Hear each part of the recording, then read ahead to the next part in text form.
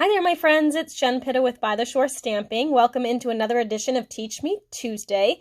Today I'm going to be sharing with you a technique called spotlighting, and it's kind of a fun technique, something a little different than what I think we've done in the past, at least one that I've done in the past. So I thought I would share that with you today. Today is also a sneak peek of one of the projects that I will be doing at our Stamp of the Month class on Thursday here on the Cape. So if you're local and you're going to be around on Thursday night and you want to do the Stamp of the Month class, this is the featured stamp set for this week. We're using the Over the Moon stamp set, and I'm going to use this stamp set today for our spotlighting technique. So let's go ahead and get started. I'm using Pool Party as my card base, and for those of you that are not familiar with my Stamp of the Month class, what I do is I pick one stamp set each month, and I do 4 cards, actually 5 cards, with that stamp set. So you can kind of get a variety of samples using one stamp set. So you kind of get the versatility. So obviously we'll be doing some coloring this month, but the idea with this class is really to kind of show you some different techniques, teach you a couple of new things. The cards tend to be more layers and stepped up than our card class, so they're a little bit more involved, so the class size is smaller. It includes, like I said, the 4 cards that you'll make in class, plus I do a 5th design that I make for you as a thank you card. And then we also have written instructions and a little hand-stamped pillow gift that I provide for you as well. So it's kind of a little bit of a stepped-up class, but it's kind of the next level, so you can kind of learn some more tips and tricks and different techniques for stamping. So if you, again, are around on Thursday and want to join us, feel free to let me know. Just shoot me an email at jenpitta@comcast.net. I will be prepping for this class shortly, so you'll want to make sure you let me know soon. In the meantime, let's go ahead and continue with our card. I'm going to just do kind of the basic layers here. So we have our 8.5 by 5.5 piece of Pool Party cardstock, and I'm going to take, this one is a 3 and 3/4? Yeah, 3 and 3/4. Yeah, 3 and 3/4 by 5, and then this is 3.5 by 4 and 3/4, so that's just perfect little mats. I'm going to go ahead and tape these 2 together. This is the Bird Ballard Suite, and I hate to cover up these sweet little birds because this paper is gorgeous, but I wanted something subtle for this card. So I'm going to go ahead, and you'll see why in a minute. I'll go ahead and tape that down. I also took a little bit of adhesive right across the center here, and a piece of burlap, and just laid that down right on top. Like that. And I love polka dot paper because it helps you make sure you're straight. So then I'm just going to grab my ribbon scissors. I'm going to cut these off on the end here. And then I'm also going to take my Whisper White twine. This is just a great staple to have in your craft room. I'm going to go ahead and wrap it around twice, just adding some texture to the card. And with the baker's twine, I generally will tie a knot first before I tie the bow, but I do want to tie a bow, so I'm going to do a knot, get my hair out of there, and then I will do a bow.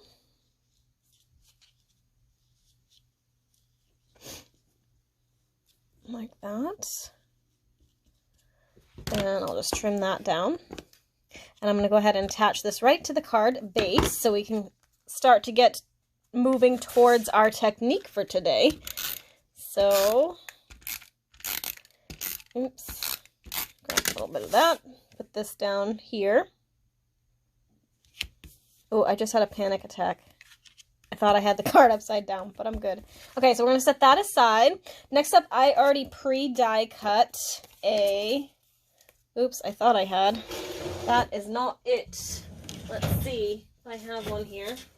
I pre-die cut a stitch square using the Stitch Shapes framelits. Have to be careful when you say that one. And then I'm taking the little cow with the flowers from that stamp set, and I'm going to stamp him in Memento Black because we're going to use some blends, so the alcohol markers. So we want to make sure you're using Memento Black ink for that. I'm going to go ahead and stamp that there.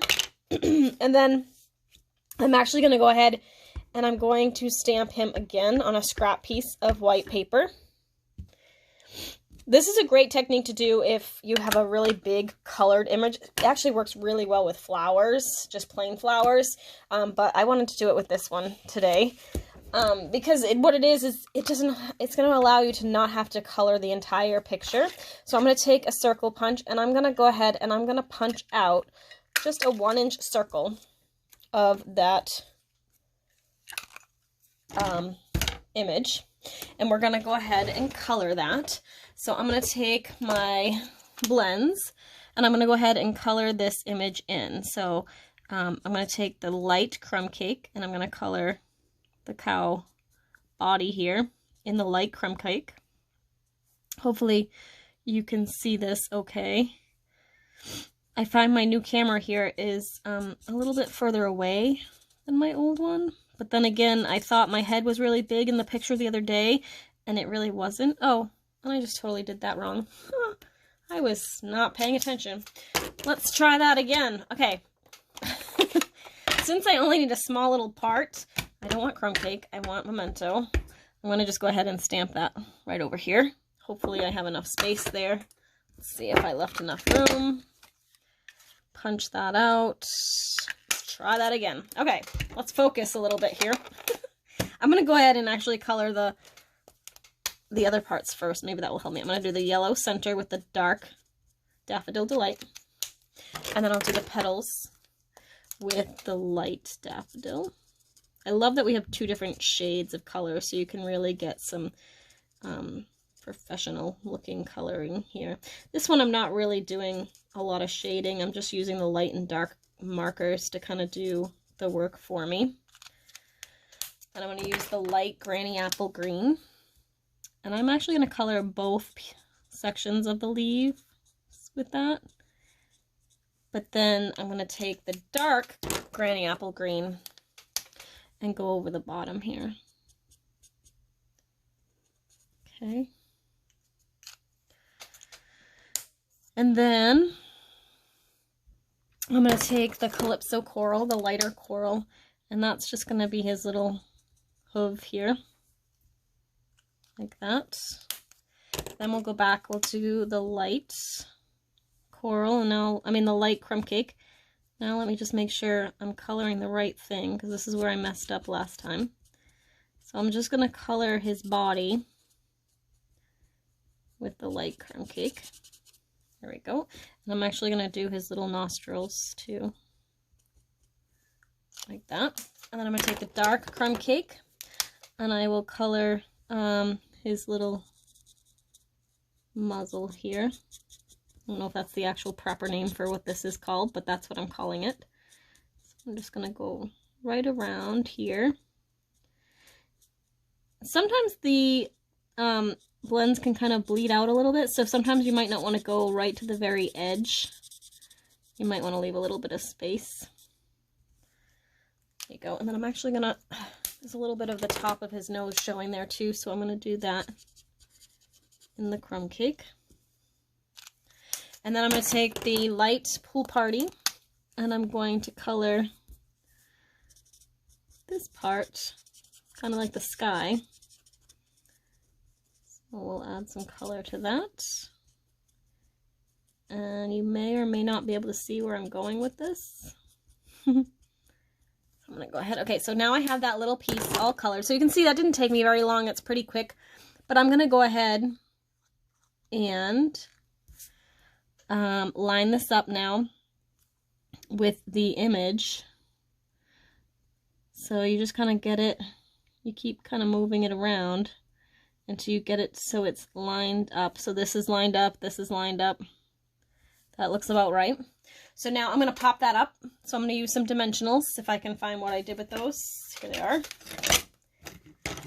And I'm going to place a couple of dimensionals on the back side of this. Now that I got that all lined up, I'm going to go ahead and take it off. We'll have to reline it up again. Put this one here. And I'm going to go ahead and line this up again, making sure everything is where it's supposed to be. There we go. That looks good.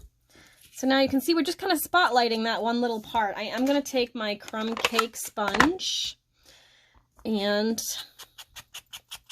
the crumb cake ink and a sponge, and ink the edges of this, just to add a little bit of color to this, because we're going to leave that white. So it's just kind of spotlighting that one little spot. That's why it's called spotlighting. Like I said, it works really, really good with flowers. So if you wanted to just, if you had a really intricate flower image and you wanted to just highlight one section, or you didn't want to color the whole thing, that works really well.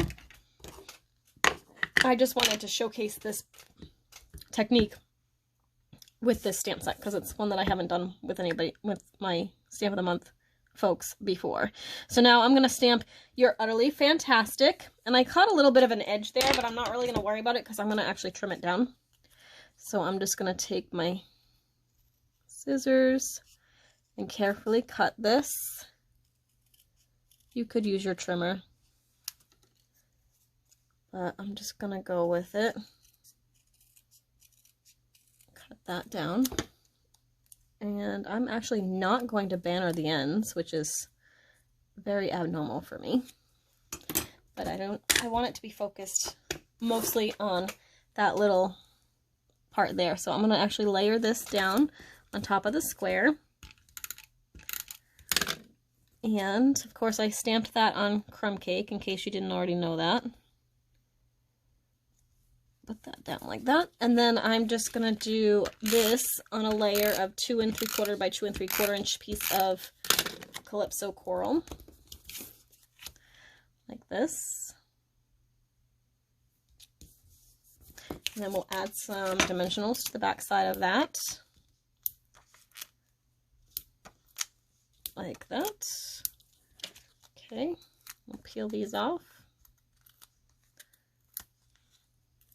Okay, and then we're going to take our card base that we already put together, and we're going to slip that right here. And there you have the finished spotlighting card. So that's how you do that spotlighting technique. It just kind of adds a little something, adds a little pop of color. Like I said, it works really great with flower images. It works really great when you're just looking to kind of highlight one little spot, particularly of our intricate coloring piece. This one it works too, but it would work even better with something that's really intricate and would be a lot of coloring, but you just want to highlight one little section. You don't want to have to color the whole thing. So still a fun technique regardless. As long as you've got a nice fun coloring image to work with, it will work great with any of them. So thanks so much for watching. As always, if you liked this video, please be sure to hit the like button and don't forget to subscribe. That makes me super happy. Have a great week, and we'll see you next time for Teach Me Tuesday. Bye!